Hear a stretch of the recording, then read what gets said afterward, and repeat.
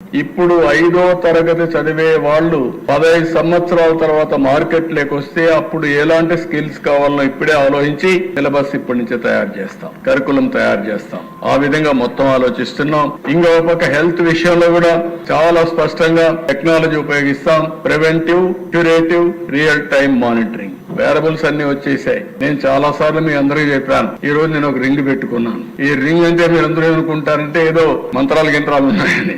మంత్రాలు ఏమీ లేవు.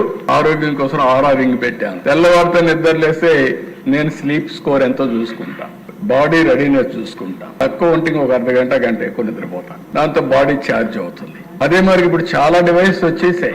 మీ ఆరోగ్యాన్ని కాపాడుకోవడం మీ చేతల్లో ఉంది. నేను మీకే చెప్పడం లేదు, రాష్ట్ర ప్రజలకు చెప్తున్నా. ఇది తెలివైన వాళ్ళకి చెప్తున్నాను. మనం ఎక్కువ తింటే ఎక్కువ ఆరోగ్యంగా ఉంటామని కార్బోహైడ్రేట్స్ ఎక్కువ తిని షుగర్ తెచ్చుకుంటున్నాం, డయాబెటీస్ తెచ్చుకుంటున్నాం. అక్కడి నుంచి ఒకసారి ఎవరేం మాట్లాడినా మీకు ముందు కోపం వస్తుంది. అక్కడి నుంచి లేనిపోయిన సమస్యలు తెచ్చుకుంటా ఉంటాం. ఇవి కూడా మనం గుర్తుపెట్టుకోవాల్సిన అవసరం ఉంది.